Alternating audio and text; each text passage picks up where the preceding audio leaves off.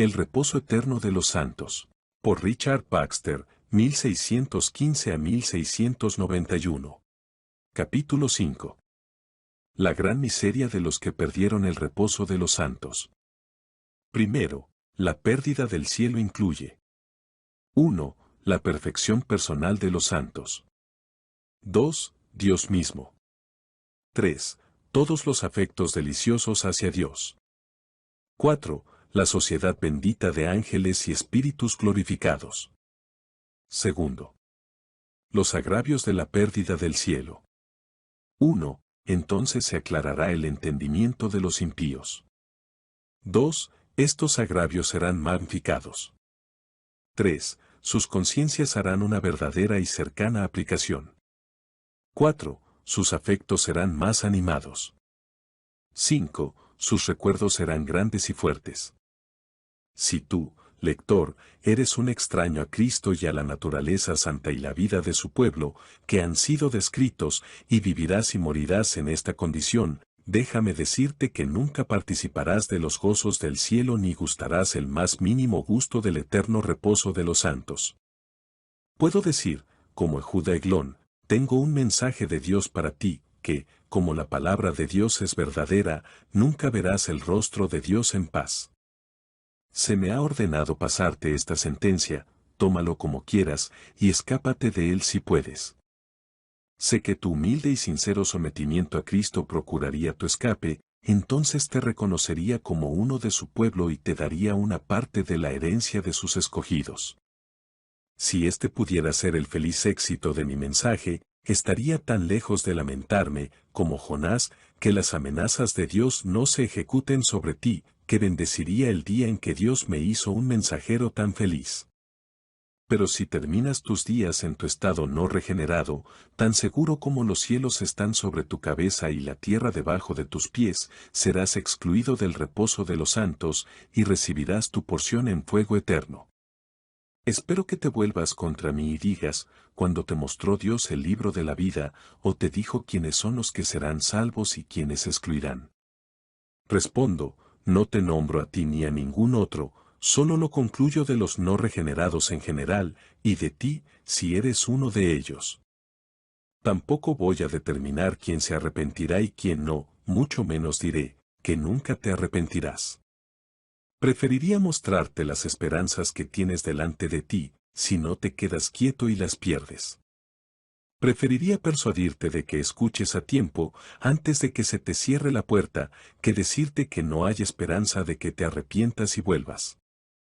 Pero, si la descripción anterior del pueblo de Dios no concuerda con el estado de tu alma, es entonces una pregunta difícil si alguna vez serás salvo. Necesito ascender al cielo para saber que, sin santidad nadie verá al Señor, o que solo los de limpio corazón verán a Dios, o que el que no naciere de nuevo, no puede entrar en el reino de Dios. Necesito subir al cielo para preguntarle a Cristo lo que Él bajó a la tierra para decirnos, y envió su Espíritu en sus apóstoles para decirnos, y que Él y ellos han dejado constancia a todo el mundo. Y aunque no conozco los secretos de tu corazón, y por lo tanto no puedo decirte por tu nombre si es tu estado o no, sin embargo, si estás dispuesto y eres diligente, podrás saber si eres un heredero del cielo o no. Es lo principal que deseo, que, si todavía eres miserable, puedas discernirlo y escapar. Pero, ¿cómo escaparás si descuidas a Cristo y la salvación? Es tan imposible como que los mismos demonios se salven. Es más, Dios lo ha hablado más clara y frecuentemente en las Escrituras de los pecadores como tú que de los demonios. Me parece que una visión de su caso debería causarte asombro y horror. Cuando Belsasar vio los dedos de la mano de un hombre que escribía en la pared, su semblante cambió y sus pensamientos lo turbaron, de modo que las articulaciones de sus lomos se aflojaron y sus rodillas se golpeaban entre sí.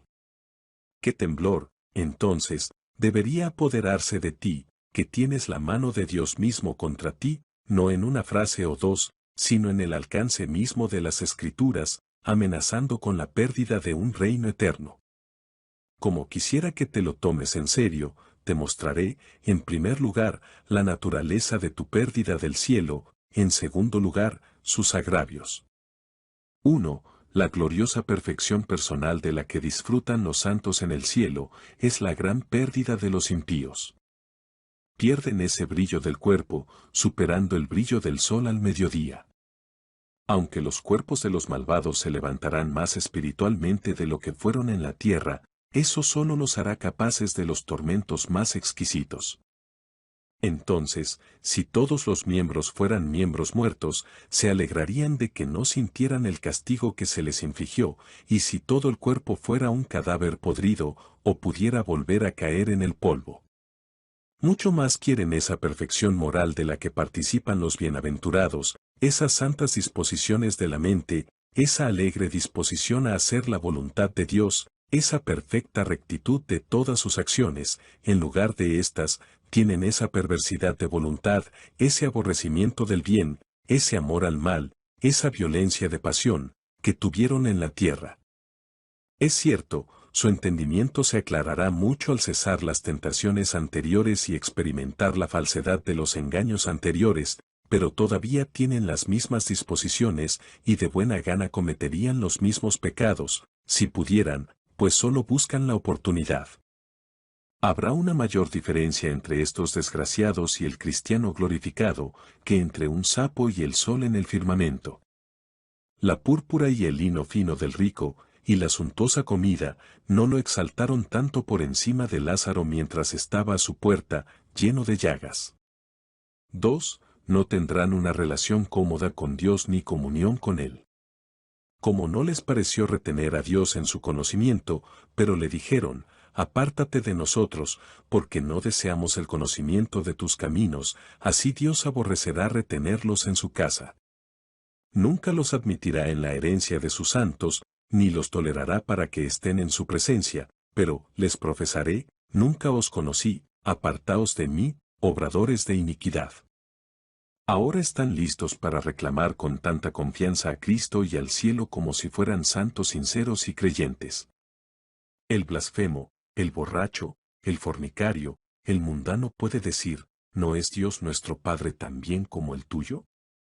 Pero cuando Cristo separe a sus seguidores de sus enemigos, y a sus fieles amigos de sus aduladores engañados, ¿dónde, entonces, estará su pretensión presuntuosa?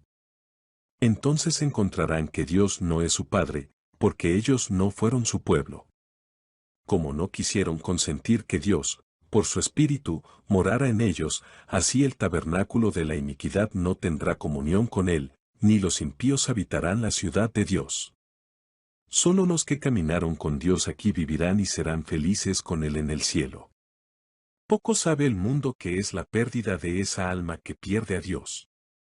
¿Qué calabozo sería la tierra si hubiera perdido el sol?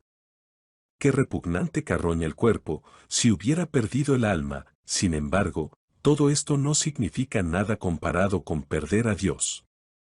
Así como el disfrute de Dios es el cielo de los santos, perder a Dios es el infierno de los impíos, y así como disfrutar de Dios es disfrutar de todos, así, perder a Dios es la pérdida de todo. 3. También pierden todo afecto deleitable hacia Dios, el conocimiento que transporta, esas maravillosas vistas de su glorioso rostro, el inconcebible placer de amarlo, las aprensiones de su infinito amor por nosotros, las constantes alegrías de sus santos, y los ríos de consuelo con que los satisface. ¿No es nada perder todo esto? El empleo de un rey en gobernar un reino no excede en mucho al del esclavo más vil, ya que este empleo celestial supera al de un rey terrenal. Dios adapta el empleo de los hombres a su naturaleza. Sus corazones pecadores nunca estuvieron puestos en Dios en sus vidas, nunca se calentaron con su amor, nunca anhelaron disfrutarlo, no te deleitabas en hablar o escuchar de él, si hubieras sabido cómo, hubieras preferido seguir en la tierra que estar interesado en las gloriosas alabanzas de Dios. ¿Es conveniente, entonces, que ustedes sean miembros del coro celestial? 4. Serán privados de la bendita sociedad de ángeles y santos glorificados. En lugar de ser compañeros de esos espíritus felices y contados con esos reyes triunfantes, serán arrojados al infierno, donde tendrán compañeros de naturaleza y calidad muy diferentes. Despreciar y abusar de los santos, odiarlos y regocijarse por sus calamidades, no era la manera de obtener su bendición. Ahora están excluidos de esa compañía, de la que primero se excluyeron, y están separados de aquellos con los que no te unirías.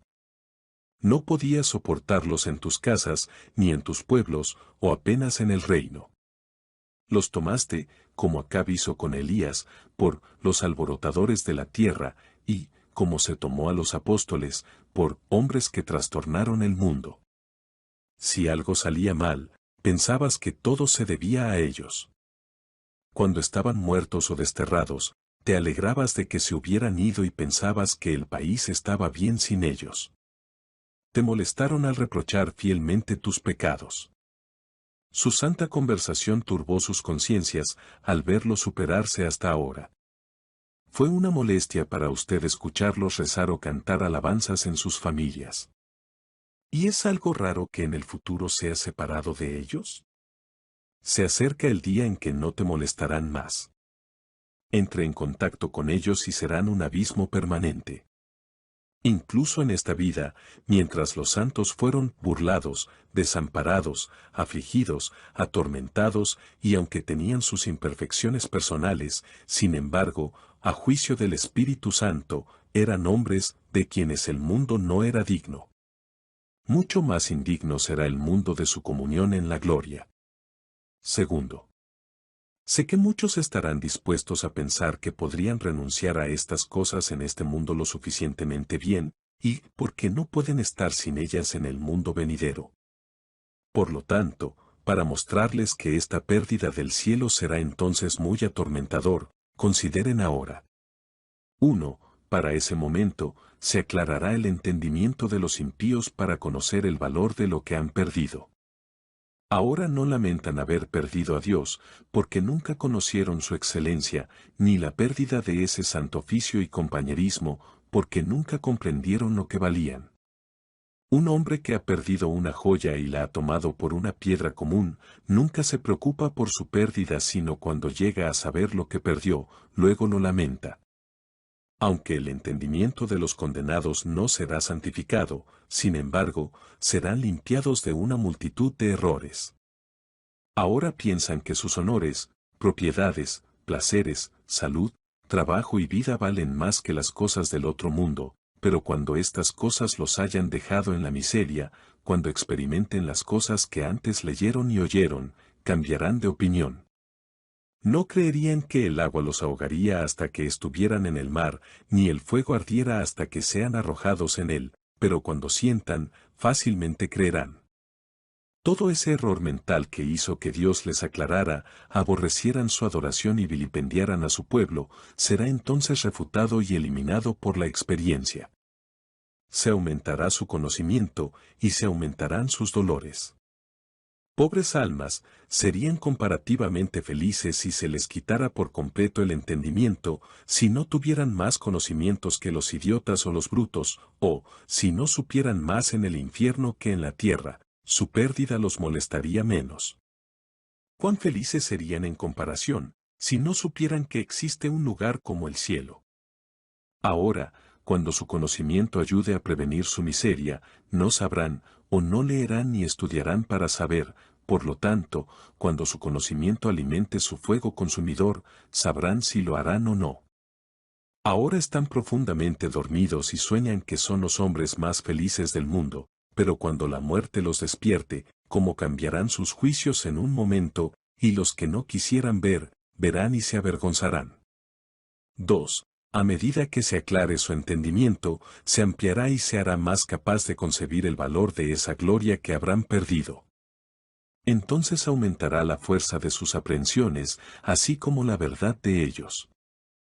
Qué profunda aprensión de la ira de Dios, la locura del pecado, la miseria de los pecadores, tienen esas almas que ahora padecen esta miseria, en comparación con las de la tierra que solo escuchan de ella. ¿Qué sensibilidad del valor de la vida tiene el condenado que va a ser ejecutado, en comparación con la que solía tener en la época de su prosperidad?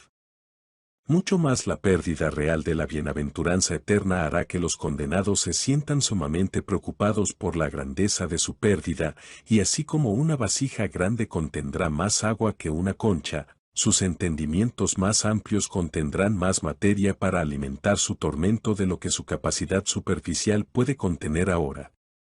3. Su conciencia también hará una aplicación más verdadera y más cercana de esta doctrina a ellos mismos, lo que tenderá sobremanera a aumentar su tormento. Entonces no les resultará difícil decir, esta es mi pérdida, y esta es mi eterna miseria sin remedio. La falta de esta autoaplicación es la principal causa por la que ahora están tan poco preocupados. Difícilmente se les hace creer que existe tal estado de miseria, pero más difícilmente se les hace creer que tal cosa les acontecerá a ellos. Esto hace que se pierdan tantos sermones y que todas las amenazas y advertencias sean en vano. Dejemos que un ministro de Cristo les muestre su miseria de una manera tan clara y fiel, que no se dejarán persuadir de que son tan miserables. Que les cuente la gloria que perderán y los sufrimientos que sentirán, y ellos piensan que no se refiere a ellos, sino a algunos pecadores notorios. Una de las cosas más difíciles del mundo es hacer que un malvado sepa que es malvado, o hacer que se vea a sí mismo en un estado de ira y condenación. Dado que el nuevo nacimiento es algo ajeno a ellos, y que tienen gran enemistad contra la santidad, y ellos mismos saben que nunca fueron partícipes de estas cosas mencionadas, sin embargo, esperan ver a Dios y ser salvos como si fueran las personas más santificadas del mundo. Cuán pocas veces los hombres gritan, después del más claro descubrimiento de su estado, yo soy aquel hombre. O reconocen que, si mueren en su condición actual, se destruirán para siempre. Pero cuando de repente se encuentran en la tierra de las tinieblas, se sienten en llamas abrasadoras y ven que están excluidos de la presencia de Dios para siempre, entonces, la aplicación de la ira de Dios a ellos mismos será el asunto más fácil del mundo, luego clamarán forzadamente y confesarán, oh, miseria mía. Oh, locura mía. Oh, mi perdición inconcebible e incambiable. 4. Entonces sus afectos serán igualmente más animados y no más estúpidos. Un corazón duro ahora hace que el cielo y el infierno parezcan nimiedades. Les hemos mostrado gloria y miseria eternas, y están como hombres dormidos, nuestras palabras son como piedras arrojadas contra la pared, que regresan a nuestro rostro. Hablamos de cosas terribles, pero es como hablar a los muertos, buscamos poner el dedo en sus llagas, pero nunca las sienten, hablamos a rocas más bien que a hombres, es más fácil que la tierra tiemble, que hacerlos temblar a ellos. Pero cuando estas almas muertas revivan, qué sensibilidad apasionada, qué afectos activos, qué punzadas de horror, qué profundidad de dolor habrá entonces. Con qué violencia se denunciarán y reprocharán a sí mismos. Cómo se enfurecerán contra su antigua locura.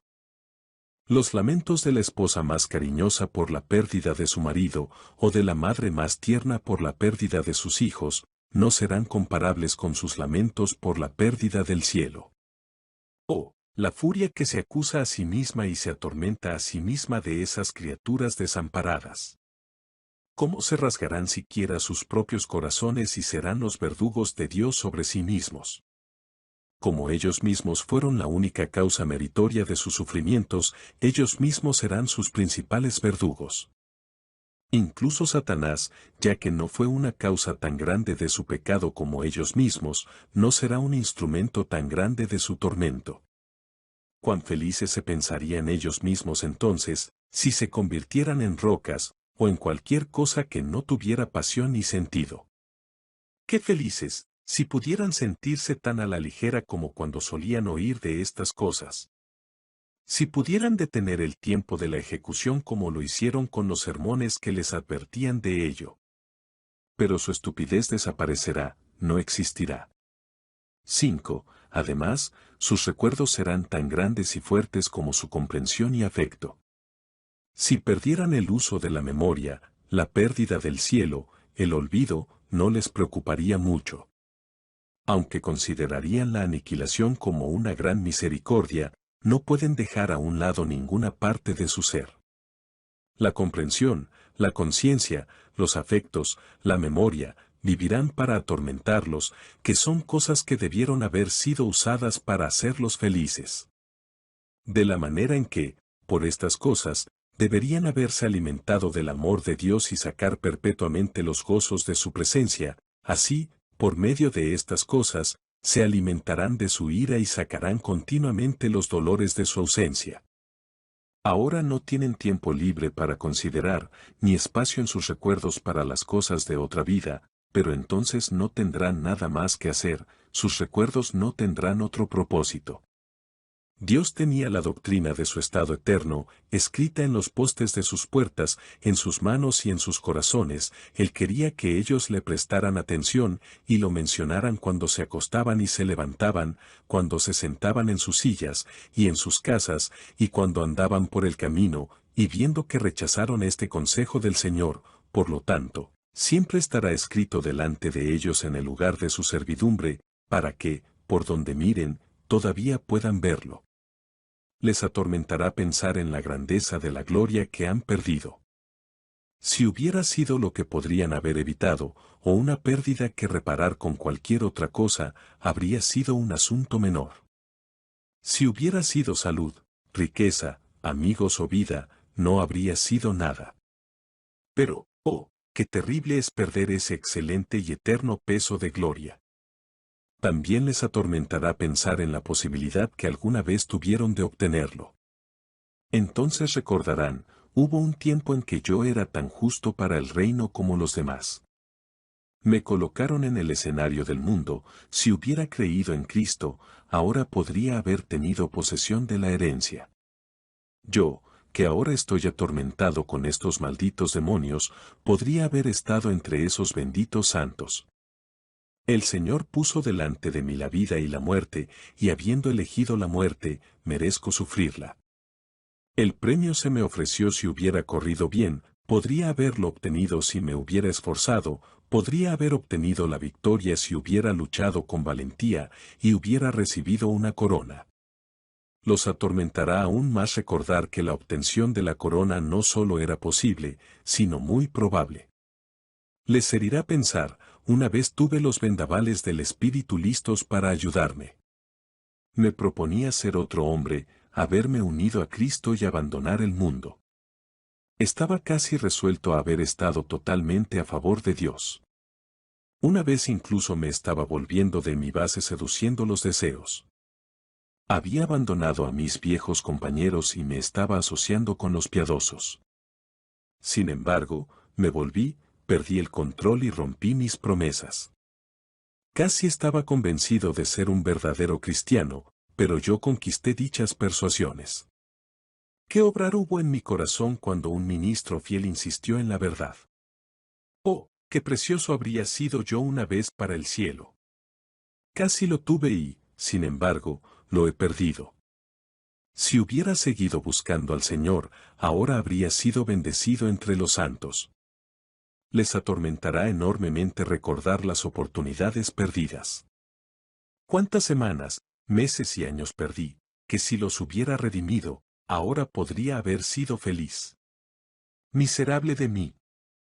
¿No pude encontrar tiempo para estudiar aquel trabajo en que debía haber empleado todo mi tiempo? ¿No hay tiempo, entre todas mis obras, para obrar en pos de la eternidad? ¿Tenía tiempo para comer, beber y dormir, y ninguno para salvar mi alma? ¿Tenía tiempo para la alegría y las conversaciones vanas, y nada para la oración? ¿Podía tomar mi tiempo para asegurar el mundo y ninguno para asegurarme que era titular del cielo? Oh precioso tiempo. Una vez tuve suficiente, y ahora no tendré más. Una vez tuve tanto que no sabía qué hacer con él, y ahora se ha ido y no se puede recordar. Ojalá tuviera uno de esos años para vivir de nuevo. ¿Cuán pronto me arrepentiría? ¿Cuán fervientemente oraría? ¿Cuán diligentemente escucharía? ¿Cuán de cerca examinaría mi estado? ¿Cuán estrictamente viviría? Pero ahora es demasiado tarde, ay, demasiado tarde. Se sumará a su calamidad recordar la frecuencia con la que se los persuadió para que regresaran. de buena gana el ministro me hubiera hecho escapar de estos tormentos. Con qué amor y compasión me suplicó, y, sin embargo, lo hice en broma. Con cuánta frecuencia me convenció, y sin embargo reprimí todas estas convicciones. Cómo me abrió el corazón, y, sin embargo, estaba poco dispuesto a conocer lo peor de mí mismo. Oh, cuán feliz se habría sentido el ministro si hubiera podido ver convertirme cordialmente a Cristo. Mis piadosos amigos me amonestaron, me dijeron que sería de mi obstinación y negligencia al fin, pero ni los creí ni los miré. ¿Cuánto tiempo se dignó Dios mismo a suplicarme? Cómo luchó el Espíritu con mi corazón, como si no quisiera aceptar una negación. Cómo estuvo Cristo llamando, un día de reposo tras otro, y clamando a mí. Abre, pecador, abre tu corazón a tu Salvador, y entraré y cenaré contigo, y tú conmigo. ¿Por qué te demoras? ¿Hasta cuándo habitarán en ti tus vanos pensamientos? ¿No serás perdonado, santificado y feliz? ¿Cuándo será? Oh, como el recuerdo de tales súplicas divinas transportará apasionadamente a los condenados con autoindignación. ¿Debo agotar la paciencia de Cristo? ¿Debo hacer que el Dios del cielo me persiga en vano, hasta cansarlo y gritarme, arrepiéntete, conviértete? Oh, cuán justamente se ha convertido ahora en furor esa paciencia que cae sobre mí con una violencia irresistible. Cuando el Señor clamó a mí, ¿no quiere ser limpiado? ¿Cuándo será? Mi corazón y mis obras respondieron, nunca. Y ahora, cuando clamo, ¿hasta cuándo me libraré de este tormento? Cuán justamente recibo la misma respuesta, nunca, nunca. También será muy doloroso recordar en qué términos tan fáciles pudieron haber escapado de su miseria. Su obra no fue mover montañas, ni conquistar reinos, ni cumplir la ley hasta la más mínima tilde, ni satisfacer la justicia por todas sus transgresiones. El yugo hubiera sido fácil, y la carga ligera, los cuales Cristo habría puesto sobre ellos. No era más que arrepentirse y aceptarlo cordialmente como su Salvador, renunciar a todo tipo de felicidad y tomar al Señor por su bien supremo, a renunciar al mundo y a la carne, y someterse a su gobierno manso y bondadoso, y abandonar los caminos que ellos mismos idearon, y andar en su camino santo y delicioso. Ah, piensa el pobre infeliz atormentado, con qué justicia sufro todo esto, que no daría por evitar este tormento. ¿Dónde estaba mi entendimiento cuando descuidé esa generosa oferta, cuando llamé al Señor un amo duro, y pensé que su agradable servicio era una esclavitud, y el servicio del diablo y la carne la única libertad? ¿No fui 1000 veces peor que un loco cuando censuré el santo camino de Dios por precisarlo innecesariamente? ¿Por qué pensé que las leyes de Cristo eran demasiado estrictas, y también todo aquello que hice para la vida venidera? ¿Qué habrían sido todos los sufrimientos y el bien por Cristo, comparados con estos sufrimientos que ahora sufriré para siempre? ¿No habría compensado todas mis pérdidas aquel cielo que he perdido? ¿Y no se habrían olvidado todos mis sufrimientos? Y si Cristo me hubiera ordenado que hiciera un gran esfuerzo, ya sea para vivir en continuos miedos y dolores, o para sufrir la muerte 100 veces, ¿no debería haberlo hecho? ¿Cuánto más, cuando solo dijo, cree y sé salvo? Busca mi rostro, y tu alma vivirá. Toma tu cruz y sígueme, y te daré vida eterna. ¡Oh, qué generosa oferta! ¡Oh, qué términos tan fáciles! ¡Oh, maldito infeliz que soy, pues no me persuadí en aceptarlos! Esta también será una consideración muy atormentadora, recordar por lo que vendieron su bienestar eterno. Cuando comparan el valor de los placeres del pecado con el valor de la felicidad de recibir la recompensa, como los asombrará la enorme desproporción. Pensar en los bajos placeres de la carne, o el aplauso de los mortales, o los montones de oro que poseen, y luego pensar en la gloria eterna. Esto es todo lo que tenía para mi alma, Dios mío, mis esperanzas de bienaventuranza. No es posible expresar cómo estos pensamientos desgarrarán su corazón. Entonces exclamará contra su necedad, Oh miserable infeliz. ¿Puse mi alma en venta por un precio tan bajo? Me separé de mi Dios por un poco de suciedad y escoria, y vender a mi Salvador, como Judas, por un poco de plata. Solo tuve un sueño de deleite por mis esperanzas del cielo, y, ahora que estoy despierto, todo se ha desvanecido. Mis bocados se han convertido ahora en hiel y mis tazas en ajenjo. Cuando pasaron de mi gusto, el placer pereció. ¿Y esto es todo lo que he tenido como tesoro inestimable? ¡Qué loco intercambio hice! ¿Y si hubiera ganado todo el mundo y hubiera perdido mi alma? Pero ay, cuán pequeño provecho del mundo fue por el cual entregué el cielo. Ojalá los pecadores pensaran en esto cuando están nadando en las delicias de la carne y estudiando cómo ser ricos y honorables en el mundo, cuando se aventuran desesperadamente en una transgresión conocida y pecan contra los controles de la conciencia. Se añadirá aún más a su tormento, cuando consideren que obtuvieron de la manera más deliberada su propia destrucción. Si se hubieran visto obligados a pecar, se aminoraría mucho el enojo de sus conciencias, o si hubieran sido castigados por las transgresiones de otro hombre, o cualquier otro hubiera sido el principal autor de su ruina. Pero pensar que fue una elección de su propia voluntad, y que nadie en el mundo podría haberlos obligado a pecar contra su voluntad, este será un pensamiento cortante. No tenía suficientes enemigos en el mundo, piensa esta miserable criatura, sino que yo soy mi propio enemigo. Dios nunca le daría al diablo, ni al mundo, tanto poder sobre mí como para obligarme a cometer la más mínima transgresión. Ellos no podían sino tentarme, fui yo quien cedió, e hice el mal. ¿Y por qué extendí mis manos contra mi propia alma, e impregné mis manos en mi propia sangre? Nunca tuve un enemigo tan grande como yo. Dios ha derramado misericordia sobre mí y ha renovado una liberación tras otra, para atraer mi corazón hacia Él. Sí, me ha reprendido suavemente y me ha hecho gemir bajo el fruto de mi desobediencia, y aunque prometí mucho en mi aflicción, nunca estuve de todo corazón dispuesto a servirle. Así roerá el corazón de estos pecadores recordar que ellos fueron la causa de su propia ruina, y que persistieron voluntaria y obstinadamente en su rebelión y fueron meros voluntarios al servicio del diablo. La herida en sus conciencias será aún más profunda, cuando no solo recuerden que fue obra de ellos mismos, sino que tuvieron tanto costo y dolores por su propia condenación.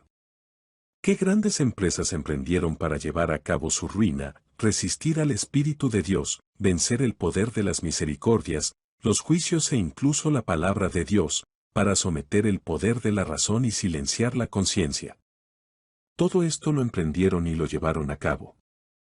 Aunque caminaban en continuo peligro de la ira de Dios, y sabían que Él podía dejarlos en el polvo y arrojarlos al infierno en un momento, sin embargo, se toparían con todo esto. Oh, el trabajo que cuesta a los pecadores ser condenados. Sobriedad, salud y tranquilidad podrían haberla tenido a un precio más económico, sin embargo, preferirán la glotonería y la embriaguez, con pobreza, vergüenza y enfermedad. Contentamiento que podrían tener, con facilidad y deleite, sin embargo, tendrán codicia y ambición, aunque les cueste cuidados y temores, trabajo corporal y distracción mental. Aunque su ira sea autotormento, y la venganza y la envidia consuman sus espíritus, aunque la inmundicia destruya sus cuerpos, propiedades y buen nombre, sin embargo, harán y sufrirán todo esto, en lugar de permitir que sus almas se salven. Con qué rabia se lamentarán de su insensatez y dirán, valió la pena la condenación por todos estos costos y dolores.